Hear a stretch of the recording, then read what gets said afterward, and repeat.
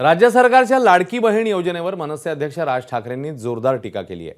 लाडकी बहीण योजनेमुळे सरकारकडे जानेवारी महिन्यापासून कर्मचाऱ्यांना पगार द्यायलाही पैसे राहणार नाहीत, असं राज ठाकरे म्हणतात।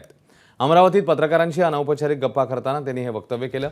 शेतकऱ्यांनी मोफत वीज द्या म्हणून कधीच आंदोलन केलं नाही, तरीही सरकारने मोफत वीजेची का घोषणा केली असा सवालही राज ठाकरेंनी विचारला। दरम्यान 2 दिवसीय विदर्भ दौऱ्यात काल पश्चिम विदर्भातील 30 तर आज पूर्व विदर्भातील 32 विधानसभा मतदारसंघांचा राज ठाकरे यांनी आढावा घेतलाय। तर राज ठाकरेंनी सरकारवर टीका करताना आणखी काय काय म्हटलं बघूया। लाडकी बहीणमुळे जानेवारीपासून पगार द्यायला पैसे राहणार नाहीत।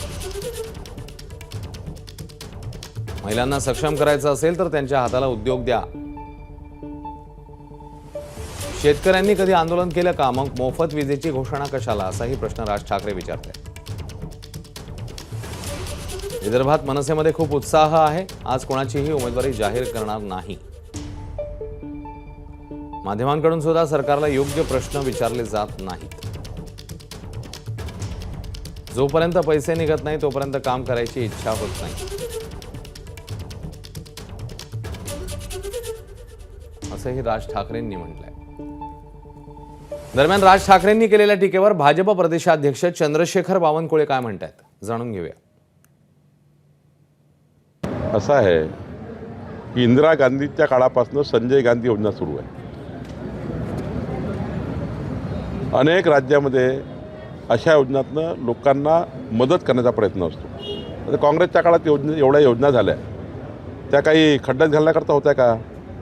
मध्य प्रदेशमध्ये भारतीय जनता पार्टीच्या सरकारने योजना सुरू केली, लेक लाडली,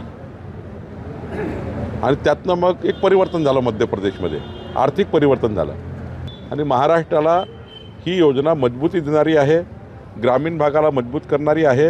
या योजनेतनं महाराष्ट्राला मजबूती मिळणार आहे। एबीपी माझा, उघडा डोळे बघा नीट।